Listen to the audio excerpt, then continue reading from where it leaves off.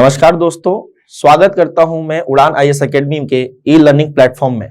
मैं निखिल केसरी आप सभी के लिए संविधान के उन प्रश्नों पर चर्चा करने के लिए उपस्थित हुआ हूं जो आपके आने वाले जो एसआई एग्जाम है उसमें महत्वपूर्ण साबित हो सकते हैं।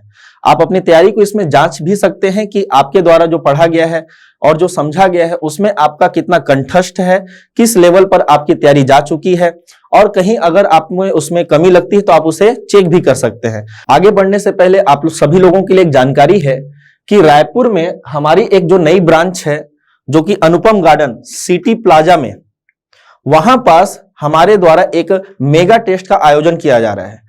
एक मेगा टेस्ट जो कि एसआई को लेकर है और एक मेगा टेस्ट जो आने वाले सीजीपीएससी प्री को लेकर है। उसमें हम स्कॉलरशिप प्रोग्राम भी चला रहे हैं जिस पर टॉप करने वाले विद्यार्थियों को हम जो फीस होते हैं उसमें कुछ निशुल्क छूट या फिर फीस में छूट प्रदान करेंगे। तो आप अधिक से अधिक संख्या में इस मेगा टेस्ट का आप लाभ उठाइए और अपनी तैयारी को और बूस्टअप कीजिए। इसके साथ साथ उड़ान आईएएस एकेडमी का यहाँ पास एक किताब भी आया है जो कि समसामयिकी को लेकर है। हर साल की तरह इस साल भी उस किताब में ऐसी जानकारियां हैं जो आपके सीजीपीएससी या फिर एसआई की जो पेपर होने वाले हैं उससे संबंधित जानकारी उसमें उपलब्ध होंगी। वर्ष भर का करंट अफेयर उसमें शामिल किया गया है और ऐसे चीजों को ही शामिल किया गया है जो कि आपके एग्जाम पॉइंट ऑफ व्यू से बहुत इंपॉर्टेंट होते हैं। तो आप मार्केट में इस किताब को अवेल कर सकते हैं जिसके माध्यम से आपकी तैयारी और भी क्या होगी, सुंदर निखरेगी। बढ़ते हम लोग आज के सेशन के पहले क्वेश्चन की ओर, और जो हमारा पहला क्वेश्चन होगा वो है भारत में संघीय न्यायालय की स्थापना की गई थी। बहुत आसान क्वेश्चन है, ऐसे प्रश्न पूछे जाते हैं संवैधानिक इतिहास को लेकर कि ये कब स्थापना किया गया था, इस एक्ट में क्या बातें की गई थी। तो जो पहला क्वेश्चन है वो है संघीय न्यायालय।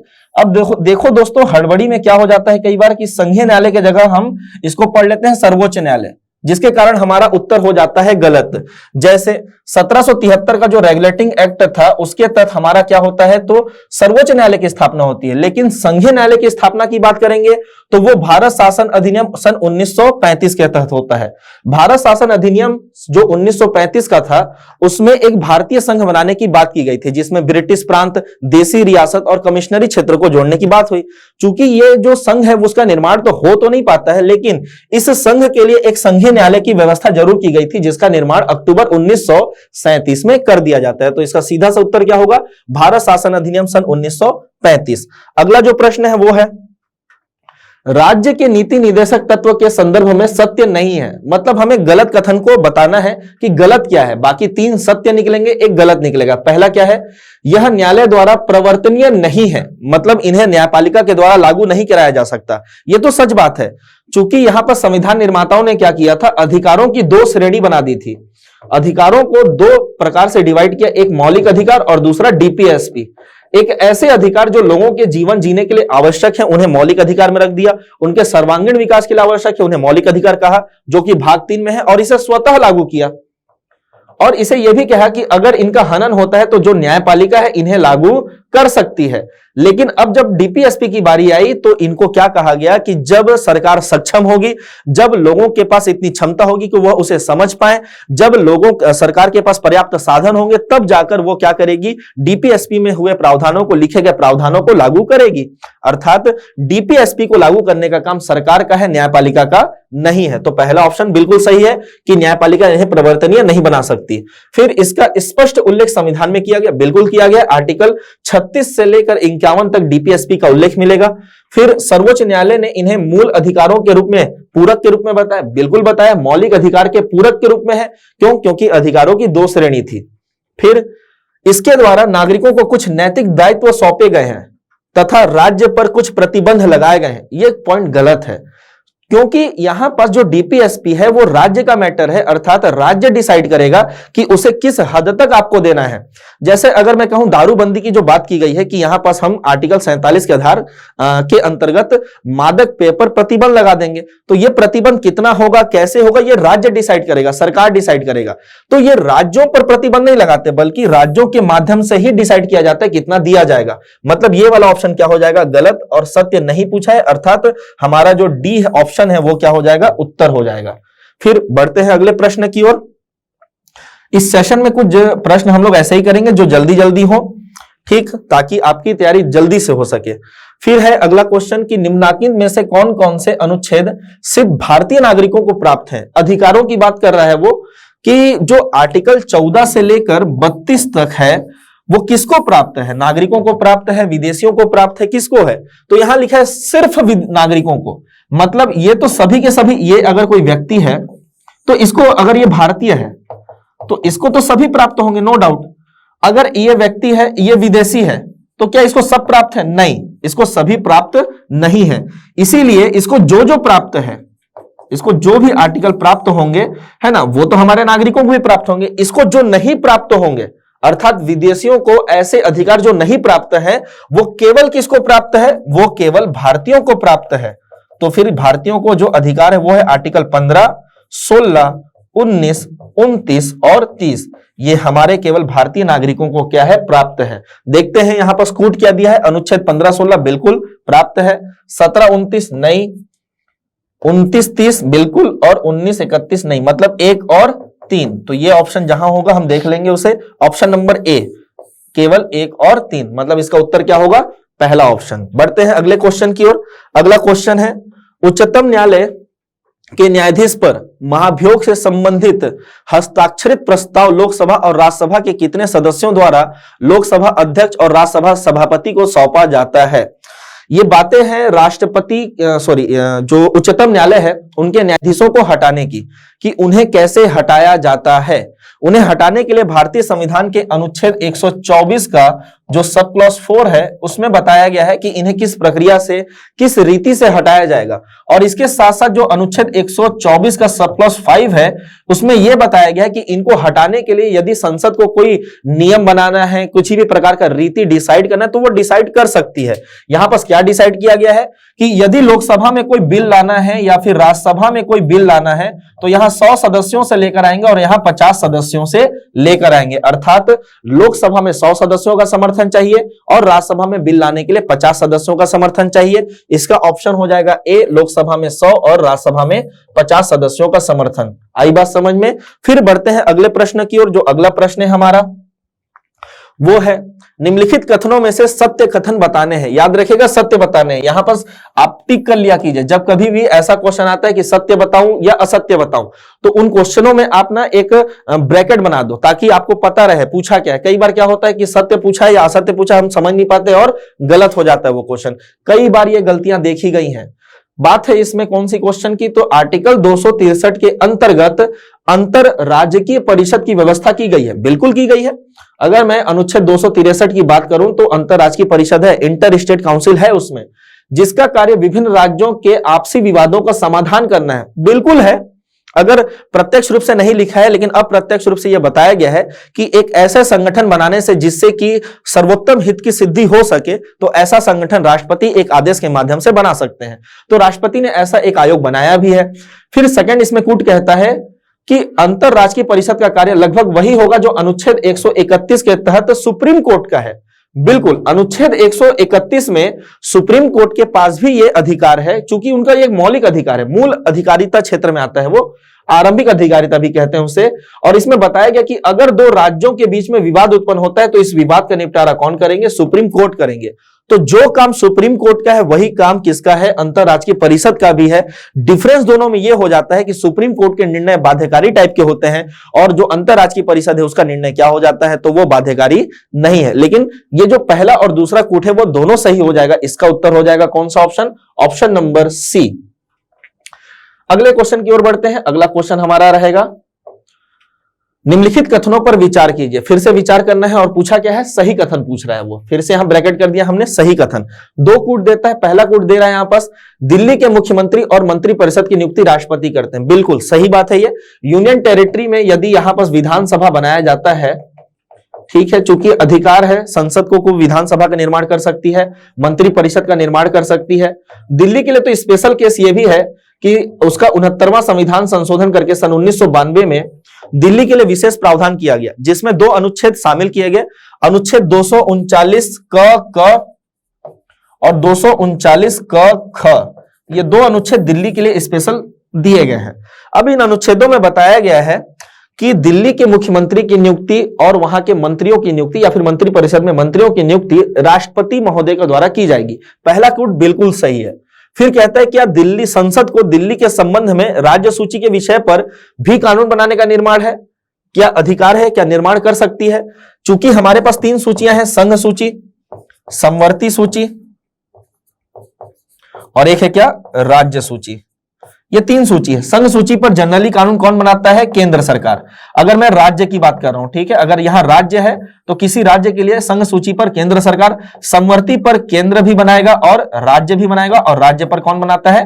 राज्य की सरकार बनाती है या राज्य का विधानमंडल बनाता है। लेकिन बात आएगी अगर यूनियन टेरिटरी की, तो यूनियन टेरिटरी के लिए तीनों सूची पर कानून कौन बना सकता है? तो संघ की सरकार या केंद्र की सरकार कानून बना सकती है। लेकिन दिल्ली एक अलग यूटी है, तो दिल्ली के यूटी में भी सेम प्रोविजन है। ऐसा कई लोग गलत कर देते हैं इस क्वेश्चन को कि दिल्ली में, चूंकि दिल्ली का विधानसभा है तो दिल्ली की विधानसभा ही बनाती होगी। दिल्ली की विधानसभा बनाती है दोस्तों, बिल्कुल बनाती है। राज्य सूची के विषय पर दिल्ली की विधानसभा कानून बनाती है, 3 विषय को छोड़कर। अगर उसके प्रविष्टि नंबर 1, 2 और 18 को देखा जाए, अर्थात भूमि,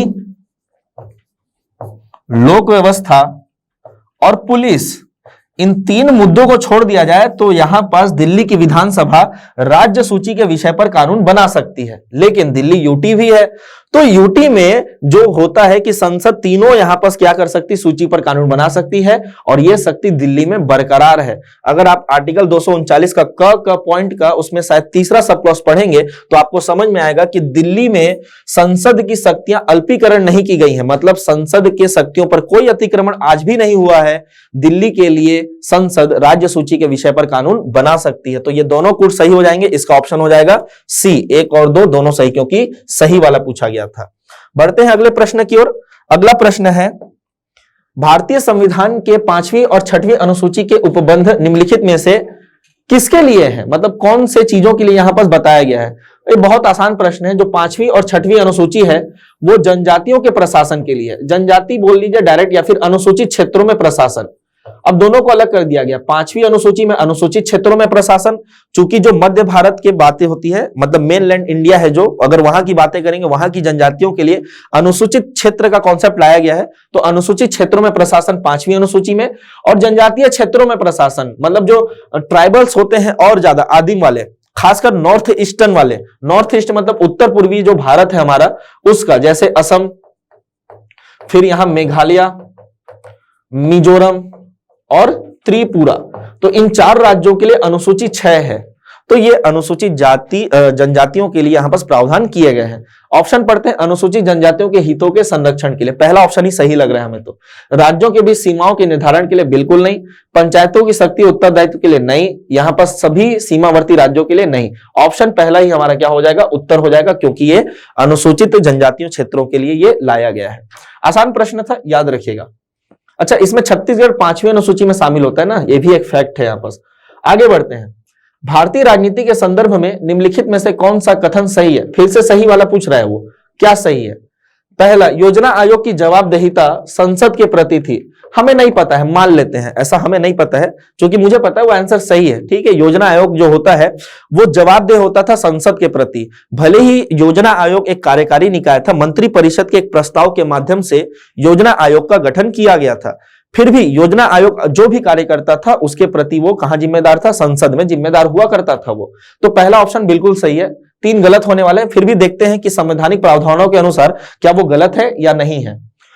राष्ट्रपति संसद के दोनों सदनों के सत्राधीन होने पर ही अध्यादेश जारी कर सकते हैं, ये गलत है। दोनों सदन नहीं, एक सदन भी यदि क्या होता है सत्र में नहीं है तब भी वो जारी कर सकते हैं। यहां पर क्या लिख दिया? दोनों सदनों के सत्राधीन होने पर ही। ये जो वाक्य हो गया होने पर ही, ये गलत हो गया यहां पर। ठीक, तो लोकसभा यदि सत्र में नहीं है, राज्यसभा सत्र में तब भी अध्यादेश जारी होगा। राज्यसभा सत्र में नहीं है, लोकसभा सत्र में तब भी अध्यादेश जारी होगा, और दोनों नहीं है तो जारी होगा ही होगा। तो इसका मतलब है बी गलत हो गया। तीसरे की बात करते हैं। उच्चतम न्यायालय के न्यायाधीशों के रूप में नियुक्ति की न्यूनतम जो निर्धारित अवधि है वो है 40 वर्ष। बिल्कुल गलत, न्यूनतम आयु की बात नहीं की गई है। यदि आप सर्वोच्च न्यायालय में न्यायाधीशों की बात करेंगे तो न्यूनतम आयु का कोई प्रावधान नहीं है कि इतने साल उसका होने के बाद ही वो क्या करेगा, उच्चतम न्यायालय में बैठेंगे। बिल्कुल नहीं है ऐसा। लेकिन एक परिपाटी के अनुसार ऐसा जरूर किया जाता है, परिपाटी है, संवैधानिक तो बाध्यता नहीं है कि 55 साल प्लस वाले को ही बनाया जाता है जनरली। क्यों ऐसा? क्योंकि कुछ दिनों बाद वो सीनियर हो जाएंगे, सीनियर होने के बाद वो मुख्य न्यायाधीश के पद पर बैठेंगे। अगर वो 3 साल में ही सीनियर हो गए तो 7 सालों तक वो क्या करेंगे, मुख्य न्यायाधीश का पद संभालेंगे। इसलिए अब ऐसी परिपाटी चले आ रही है कि केवल हम 55 प्लस वालों को लगभग यहां पास एकदम ये भी श्योरिटी नहीं है, ठीक है, परिपाटी है, बस प्रथा टाइप का है, संवैधानिक बाध्यता नहीं है। तो ये वाला भी गलत हो गया अपना। एनडीसी में केंद्रीय वित्त मंत्री, एनडीसी मतलब राष्ट्रीय विकास परिषद में केंद्रीय वित्त मंत्री और सभी राज्यों के मुख्यमंत्री होते हैं। देखो सभी राज्यों के मुख्यमंत्री होते थे, लेकिन यहां केवल केंद्रीय वित्त मंत्री नहीं है, यहां सभी कैबिनेट मिनिस्टर आते थे। जितना भी मंत्री परिषद या फिर मंत्रिमंडल के मंत्री होते हैं और वो भी कैबिनेट स्तर के, वो इसमें शामिल होते थे। और खासकर प्रधानमंत्री तो शामिल होंगे ही होंगे। इसका मतलब ये ऑप्शन भी क्या हो जाएगा, गलत। तो ए ऑप्शन क्या होगा हमारा, सही हो जाएगा। बढ़ते हैं अगले प्रश्न की ओर। अगला प्रश्न हमारा अविश्वास प्रस्ताव से संबंधित है। भारत में अविश्वास प्रस्ताव के विषय में निम्नलिखित कथनों पर विचार करना है। और क्या विचार करना है, सही वाला पर विचार करना है। फिर से सही देखते हैं, 2 कूट है हमारे पास। भारत के संविधान में अविश्वास प्रस्ताव का कोई उल्लेख नहीं है, बिल्कुल सही, कोई उल्लेख नहीं है। कहीं नहीं बताया गया है कि अविश्वास प्रस्ताव लाने पर अगर वो पारित हो जाता है लोकसभा में, क्योंकि लोकसभा में ही आएगा। क्यों, क्योंकि भारत में जो सरकार होती है वो संसदीय है। जो सरकार संसदीय, वहां जो विधायिका है, कार्यपालिका है और जो न्यायपालिका है। कार्यपालिका में उन्हीं व्यक्तियों की सरकार बनेगी, वही व्यक्ति मंत्री बन सकता है जिसका कि लोकसभा में क्या हो, बहुमत हो। चूंकि हमारे पास द्विसदनीय व्यवस्थापिका है, तो लोकसभा में जिसका बहुमत होता है वही मंत्री बन सकता है। यहां पास मतलब कार्यपालिका में वही बैठेंगे जो लोकसभा में बहुमत में होंगे। तो लोकसभा में ही क्या लाया जाएगा, कार्यपालिका को हटाने का प्रस्ताव लाया जाएगा। और कार्यपालिका को हटाने का जो प्रस्ताव है वो लोकसभा में लाते हैं, उसे नाम है अविश्वास प्रस्ताव। लेकिन इस अविश्वास प्रस्ताव का उल्लेख हमारे संविधान में बिल्कुल भी नहीं है। इसलिए कई बार यह भी कहा जाता है कि भारतीय संविधान लिखित तो है लेकिन संपूर्ण नहीं, मतलब पूरी तरीके से लिखा नहीं गया है। और यह सच है, कई सारे संसदीय प्रथाओं को भारतीय संविधान में जगह नहीं दी गई है। वो उन्हीं तरीके से चली आ रही है जैसे कि ब्रिटेन की संसदीय व्यवस्था काम करती है। क्योंकि हमारे यहाँ जो संसदीय शासन व्यवस्था है वो ब्रिटेन की देन है, या फिर हमने उसे कहां से उसको क्या किया, एडॉप्ट किया है, तो वो ब्रिटेन से किया है। तो वहां जो व्यवस्था चलती है वही व्यवस्था हमारे यहाँ चलती है, उसे हमने संविधान में नहीं उकेरा, इस कारण से ऐसा हो रहा है। तो अविश्वास प्रस्ताव है हमारे यहाँ लेकिन संविधान में नहीं है। फिर अविश्वास प्रस्ताव केवल लोकसभा में ही पुनर्स्थापित होगा, बिल्कुल सही है, दोनों सही हो गया है। मतलब फिर से क्या हो जाएगा, सी ऑप्शन हमारा उत्तर हो जाएगा। बढ़ते हैं अगले प्रश्न की ओर। अगला प्रश्न है धन विधेयक के संबंध में। धन विधेयक के संबंध में निम्नलिखित कथनों में से कौन सा सही नहीं है। इसका मतलब है 3 सही निकलेगा और 1 गलत निकलेगा। धन विधेयक की अगर बात करें तो इसमें ऑप्शन पढ़ने से लग रहा है कि ये अनुच्छेद 110 का क्वेश्चन पूछ रहा है। ये अनुच्छेद 110 में धन विधेयक की परिभाषा दी गई है कि धन विधेयक किसे कहेंगे किसे नहीं कहेंगे। बहुत ज्यादा सटीक जानकारी होनी चाहिए उसके लिए। ठीक, पहला यहां पर पूछ रहा है किसी विधेयक को धन विधेयक तब माना जाएगा जब इसमें केवल किसी कर का अधिरोपण, मतलब उसे लगाना, उन्मूलन, खत्म करना, माफ करना मतलब कम करना, परिवर्तन करना, चेंज कर देना, विनियम करना मतलब रेगुलेट करना, तो ये वाला विधेयक तो धन विधेयक कहलाता है। बिल्कुल सही है, अनुच्छेद 110 का पहला पॉइंट ही यही कहता है। दूसरा पॉइंट, धन विधेयक में भारत की संचित निधि और भारत की आकस्मिक निधि से उसकी अभिरक्षा से संबंधित उपबंध होते हैं। बिल्कुल सही है, संचित निधि और आकस्मिक निधि इन दोनों के अभिरक्षा को लेकर धन विधेयक होता है। मतलब अगर इन दोनों की सिक्योरिटी को लेकर अगर कोई बिल आता है तो वो धन विधेयक की तरह माना जाएगा।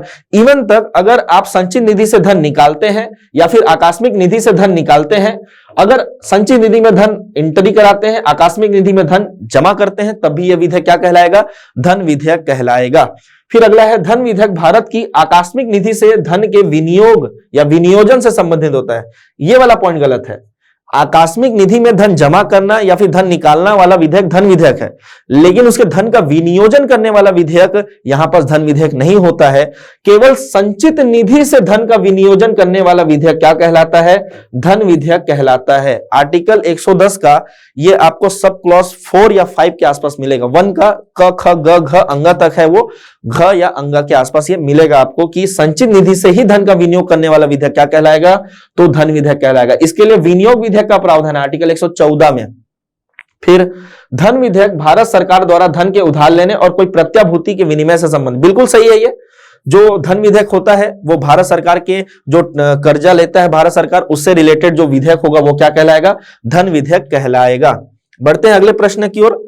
अगला प्रश्न है, ठीक है, भारत में संसद के दोनों सदनों के संयुक्त बैठक अनुच्छेद 108 में दिया गया, बिल्कुल दिया गया है, कोई बड़ी बात नहीं है, दिया गया। अनुच्छेद 108 बोलता है कि अगर किसी विधेयक को लेकर दोनों सदनों में गतिरोध की स्थिति उत्पन्न हो गई है तो फिर उस विवाद की स्थिति को निपटारा करने का काम राष्ट्रपति के द्वारा करवाया जाएगा। और वो क्या करेंगे?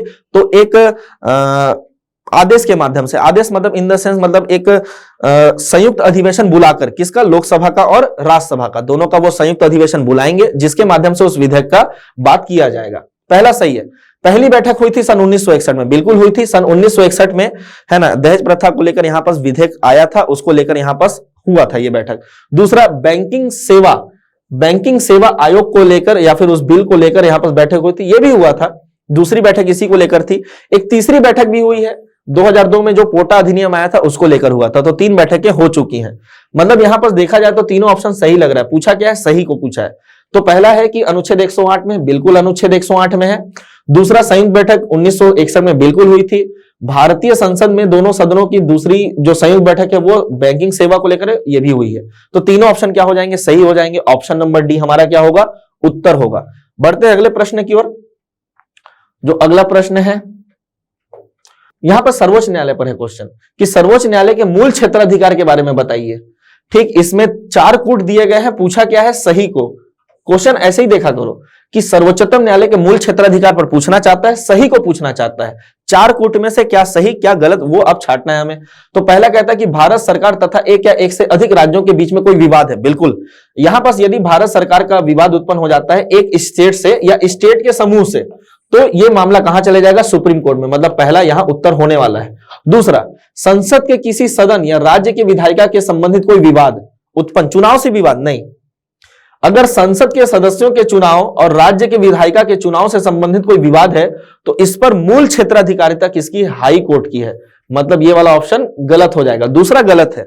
दूसरा गलत है तो अब चेक कर लेते हैं कहां कहां गलत हो जाएगा। तो ये वाला ऑप्शन गलत हो जाएगा और ये वाला गलत हो जाएगा, क्योंकि सही वाला पूछ रहा है तो यहां पास ए और ये वाला गलत हो जाएगा। अब देखोगे तो दोनों में 4-4 आ रहा है, 4-4 दोनों में आ रहा है। मतलब 4 तो सही है कंफर्म। इसको बोलते हैं एलिमिनेशन मेथड से सॉल्व करना। तो 4 सही और पहला सही है, तो चेक करने की भी जरूरत नहीं है। 3-4 को मार सकते हो। ऑप्शन नंबर सी सही हो जाएगा वो। यहां पर देखते हैं तीसरा क्या बोलता है। तीसरा, भारत सरकार और किसी संघीय क्षेत्र के विवाद नहीं होता है। भारत सरकार और यूनियन टेरिटरी की बीच में अगर कोई विवाद उत्पन्न होता है तो उसमें न्यायपालिका की कोई मूल अधिकारिता नहीं होती है। तो तीसरा ऑप्शन भी क्या होगा? गलत होगा। मतलब तीसरा कोड भी गलत हो जाएगा। 2 राज्यों के बीच में अगर विवाद उत्पन्न हुआ तो जी हां, अगर 2 या 2 से अधिक राज्यों के बीच में कोई विवाद है तो उसको लेकर सुप्रीम कोर्ट की मूल अधिकारिता जरूर होगी। अर्थात कूट 1 और 4 ये दोनों सही होंगे। Option number C. बढ़ते हैं अगले प्रश्न की ओर। अगला प्रश्न है, भारत में दिए गए राज्यों संघ राज्य का संपूर्ण राज्य का दर्जा प्राप्त होने का सही कालक्रम क्या है?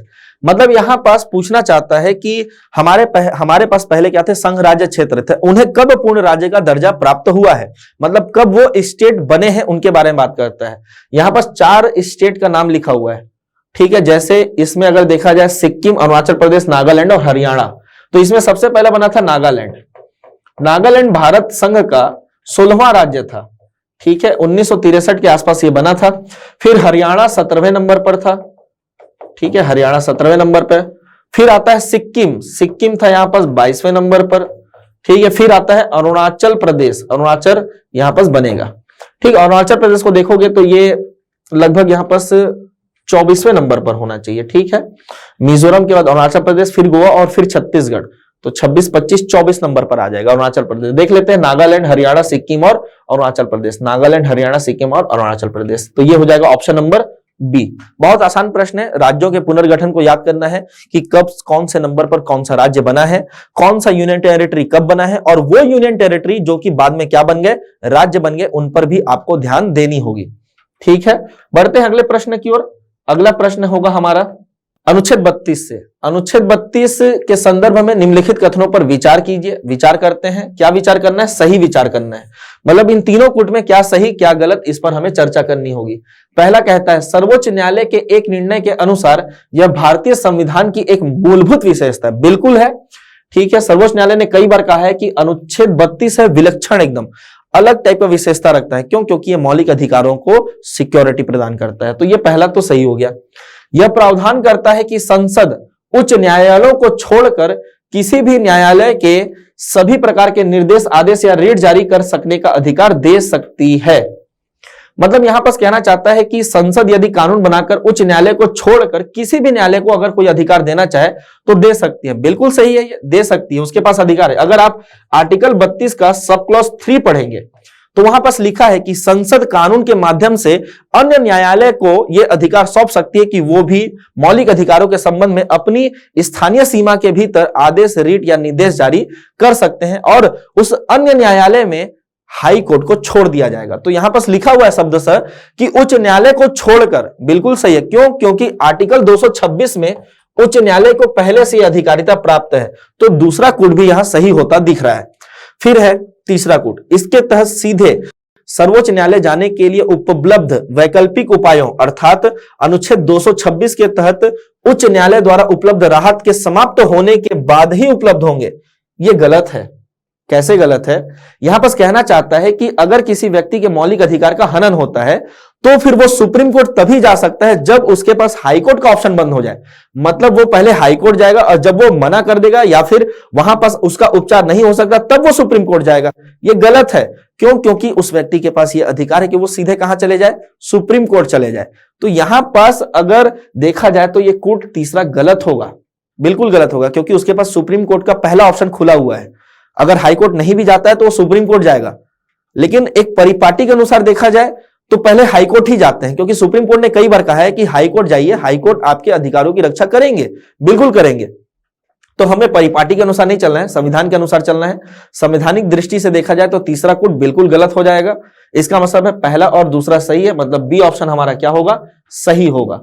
बढ़ते हैं अगले प्रश्न की ओर। अगला प्रश्न है हमारा है भारतीय संविधान के मौलिक अधिकारों के संबंध में या संदर्भ में निम्नलिखित कथनों पर विचार करके फिर से सही का विचार करना है और सही उत्तर चुनना है। गलत भी हो जाता है कई बार उत्तर चुनने में, क्या दिक्कत है? हो जाता है ना, इतना भी लोड मत लिया कीजिए, ठीक है। हाँ, जितना सही हो सके उतना सही करने का कोशिश करना है। कई बार क्या होता है कि लोग एक दो गलती से बहुत ज्यादा डिमोरलाइज हो जाते हैं। इतना डिमोरलाइज नहीं होना चाहिए, गलतियां होती हैं इंसानों से। आपको अगर 100 क्वेश्चन दे दिया जाए और उसका उत्तर भी बता दिया तो हो सकता है एक आध क्वेश्चन तब भी गलत करके आ जाओगे, ठीक है। तो इतना डिमोरलाइज नहीं होना है एक आध क्वेश्चन को लेकर, ठीक। एकदम फ्लो में तैयारी कीजिए, अच्छे से तैयारी कीजिए, बार बार रिवाइज कीजिए। जितने बार रिवाइज करेंगे उतना ज्यादा कंठस्थ होते जाता है वो। फिर से सही पर विचार करना है, लेकिन मौलिक अधिकारों पर विचार करना है। 3 कूट दिया है। पहला कूट है ये सभी प्रकृति में नकारात्मक हैं, अर्थात राज्य के अधिकार पर सीमाएं लगाते हैं। नहीं, नकारात्मक तो है लेकिन सभी नहीं है। सभी नकारात्मक कैसे हो सकते हैं? इसमें अच्छे अच्छे अधिकार भी हैं, तो सभी नकारात्मक प्रकृति के नहीं है। और सभी के सभी राज्य के अधिकार पर सीमाएं थोड़ी लगाते हैं, कुछ तो राज्य को भी अधिकार देते हैं। जैसे आर्टिकल 23 में कुछ राज्य को भी अधिकार मिला हुआ है, आर्टिकल 17-18 में भी मिला हुआ है राज्य को कुछ अधिकार। तो पहला कूट हमारा गलत हो जाएगा। और जब पहला गलत हो जाएगा तो 3 ऑप्शन सीधा गलत दिख रहा है आपको, बिल्कुल गलत दिख रहा है। आप सीधे बना सकते हो एलिमिनेशन मेथड से, बी आंसर होने वाला है इसका। चलिए फिर भी पढ़ते हैं। दूसरा कोड, वे न्याय संगत हैं, बिल्कुल न्याय संगत है। यदि आपके मौलिक अधिकारों का हनन होता है तो आप जा सकते हैं सुप्रीम कोर्ट। व्यक्तियों के उनके लागू करने के लिए अदालतों में जाने की अनुमति है, बिल्कुल वाद्य योग्य है, आप अदालत जा सकते हैं। तो दूसरा बिल्कुल सही है। वे केवल भारत के सर्वोच्च न्यायालय द्वारा लागू किए जाते हैं। नहीं, केवल लिखा इसलिए गलत है। लागू किए जाते हैं ये सही है, लेकिन केवल नहीं। यहां पर जो मौलिक अधिकार वो स्वतः लागू होते हैं। अगर कोई मौलिक अधिकार है जिसमें कोई अधिनियम कानून बनाने की जरूरत है तो फिर संसद उस पर कानून बनाता है। आर्टिकल 35 में लिखा हुआ है कि संसद मौलिक अधिकारों के प्रवर्तन के लिए कार्य कर सकती है। तो यहां पास ये तीसरा कोड भी गलत हो जाएगा, केवल दूसरा कोड सही है, मतलब ऑप्शन नंबर बी क्या हो जाएगा? सही हो जाएगा। बढ़ते हैं अगले प्रश्न की ओर। अगला प्रश्न है भारतीय संविधान के अनुच्छेद 31B 9वीं अनुसूची के संदर्भ में निम्नलिखित कथनों पर विचार कीजिए। फिर से क्या विचार करना है? सही पर विचार करना है। 9वीं अनुसूची को लेकर सही कथन पर विचार करेंगे। 3 कूट है। पहला कूट, 9वीं अनुसूची के साथ अनुच्छेद 31B को 1951 में प्रथम संविधान संशोधन से जोड़ा गया, बिल्कुल सही है। ये जो प्रथम संविधान संशोधन उसके तहत 31 ख जोड़ा गया और 31 ख के तहत ही 9वीं अनुसूची का प्रावधान किया गया। तो पहला कूट बिल्कुल सही होता दिख रहा है। फिर है अनुच्छेद 31B 9वीं अनुसूची में शामिल अधिनियमों और विनियमों को किसी भी मौलिक अधिकार के उल्लंघन के आधार पर चुनौती देने और अमान्य होने से बचाता है।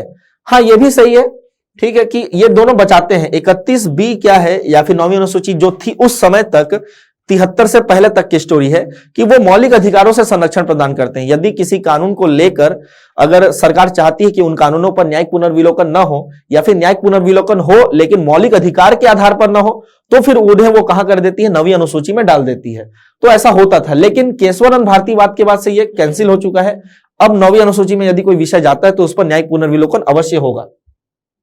फिर है कि हो तो होलो होन, ये तो केस है जो कि 10वीं अनुसूची के लिए था, दल बदल के लिए, ठीक है। में सर्वोच्च न्यायालय ने फैसला सुनाया कि 9वीं अनुसूची में शामिल कानूनों की न्यायिक समीक्षा की कोई व्यापक प्रतिरक्षा नहीं हो सकती, मतलब न्यायिक पुनर्विलोकन होगा ऐसा कहना चाहते हैं। नहीं, की हो तो होलो नहीं था, वो कोई और केस था, IR कोहेलो का नाम सा था, को एल्हो के नाम से केस था, उनमें था ये। तो तीसरा कूट गलत हो जाएगा हमारा, मतलब 1 और 2 क्या हो जाएगा यहां पास, बिल्कुल सही हो जाएगा। ये काट देंगे, ये काट देंगे, ये, क्योंकि तीनों में 3 है, इसलिए पहला और दूसरा क्या हो जाएगा, सही हो जाएगा। अच्छा प्रश्न था ये, है ना। अगला देखते हैं। निम्नलिखित कथनों पर फिर से विचार करना है और सही कथन चुनने हैं हमें। 2 कथन है। राज्यों में लोक सेवा आयोग के अध्यक्ष, कोई भी राज्य है उनमें लोक सेवा आयोग के जो अध्यक्ष होते हैं, राज्य के राज्यपाल के द्वारा नियुक्ति की जाती है, बिल्कुल सही है। नहीं, हटाया भी जाता है, नहीं हटाया नहीं जाता, हटाया राष्ट्रपति महोदय जी के द्वारा जाता है, ठीक है। एक प्रक्रियाओं का पालन करके कि इस रीति से हटाते हैं, उन प्रक्रियाओं का पालन करके यहां पास हटाया राष्ट्रपति के द्वारा जाएगा। मतलब पहला कूट तो गलत हो गया, और जब पहला गलत हो गया तो A और C ऑप्शन हम पहले ही हटा देंगे। केवल B पर चर्चा करते हैं अब। राज्य चुनाव आयुक्त की नियुक्ति राज्य के राज्यपाल द्वारा की जाती है, ये तो सही है, लेकिन इसे केवल राष्ट्रपति द्वारा हटाया जाता है, ये भी सही है।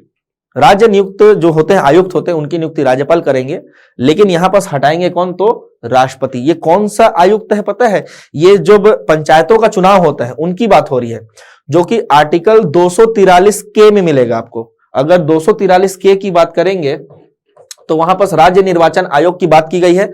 इस राज्य निर्वाचन आयोग में जो आयुक्त होते हैं उनके बारे में प्रावधान किया गया है। तो इनकी नियुक्ति कौन करते हैं, राज्यपाल।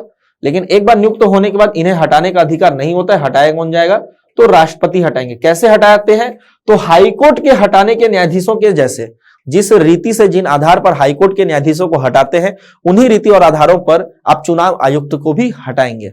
और हाईकोर्ट को कैसे हटाया जाता है, सुप्रीम कोर्ट। तो कई बार क्या गलती करते हैं कि इसको डायरेक्ट सुप्रीम कोर्ट ले लेते हैं, मत लीजिएगा सुप्रीम कोर्ट, संवैधानिक दृष्टि से हाईकोर्ट। ये तो हमें पता है कि हाईकोर्ट के न्यायाधीशों को भी कैसे हटाते हैं, सुप्रीम कोर्ट के जैसे, इसीलिए क्या हो जाएगा, ये वाला तो सही हो जाएगा, बी ऑप्शन क्या हो जाएगा हमारा, सही। चलते हैं अगले प्रश्न की ओर। अगला प्रश्न है, निम्नलिखित कथनों पर विचार करना है, और क्या विचार करना है, सही पर विचार करेंगे। पहला कथन, समवर्ती सूची में शामिल किसी भी विषय पर केंद्रीय कानून और राज्य कानून के बीच गतिरोध होने की स्थिति में केंद्रीय कानून हमेशा प्रभावी रहता है। बात तो सही है कि हाँ, केंद्रीय कानून को ज्यादा वरीयता दी जाती है। जो केंद्रीय कानून होते हैं वो राज्य के कानून से ज्यादा क्या होते हैं, प्रभावी होते हैं, खासकर समवर्ती सूची को लेकर, क्योंकि समवर्ती सूची में केंद्र को भी अधिकार है और राज्य को भी अधिकार है। और जब दोनों एक ही विषय पर कोई कानून बना लेते हैं तो केंद्र का कानून ज्यादा प्रभावी होता है। लेकिन एक शब्द जो लिखा ना, हमेशा ये खटकने वाली बात है, हमेशा नहीं होता है। यहां पर अगर किसी समवर्ती सूची के विषय को लेकर राज्य ने कानून बनाया है और राज्य ने उसकी आज्ञा राष्ट्रपति से ले ली है, तो उस पर्टिकुलर राज्य में उस राज्य का कानून क्या होगा, लागू हो जाएगा। मतलब पहला कूट यहां पास गलत लिया जाएगा। दूसरा, जहां समवर्ती सूची और राज्य सूची विषय पर बने कानूनों के बीच में गतिरोध होता है, मतलब समवर्ती और राज्य के बीच में गतिरोध हो गया, जनरली तो नहीं होता है लेकिन मान लेते हैं गतिरोध हो गया है, तो वहां राज्य सूची पर अधिनियमित कानून प्रबल होगा, नहीं। इस पर भी क्या होता है, समवर्ती सूची ज्यादा प्रभाव रखता है, इसलिए इसका आंसर क्या हो जाएगा, डी। ना तो एक सही ना तो दो सही, दोनों क्या हो जाएंगे, गलत हो जाएंगे। बढ़ते हैं हमारे आज के सेशन के अंतिम प्रश्न की ओर। अंतिम प्रश्न कुछ इस प्रकार से है, स्वर्ण सिंह समिति, अर्थात ये मूल कर्तव्य से प्रश्न है, स्वर्ण सिंह समिति निम्नलिखित कथनों में से किसकी सिफारिश की गई थी और जिसे शामिल नहीं किया गया। अच्छा, इन्होंने जो सिफारिश की उसमें से क्या शामिल नहीं किया गया, तो इन्होंने ना 8 सिफारिशें की थी, ठीक, और सभी शामिल नहीं हुए थे। उसमें से देखा जाए तो 2 सिफारिशें या फिर 3 सिफारिशें को नहीं शामिल किया गया था, ठीक। देखते हैं इन तीनों में से कौन सा फंसता है। करों का भुगतान करने का कर्तव्य होना चाहिए, हाँ ऐसा कहा था उन्होंने, इस 8 में से ऐसा कहा था कि जो भारत में टैक्स देने की जो प्रथा है वो बहुत कम है, इसीलिए हर एक नागरिक का कर्तव्य हो कि वो टैक्स अदा करे, लेकिन इसे इंदिरा गांधी जी की सरकार ने 42वें संविधान संशोधन में जगह नहीं दी थी। तो पहला सत्य हो जाएगा। दूसरा, चुनाव में वोट डालने का कर्तव्य, ये वाला सुझाव नहीं दिया था।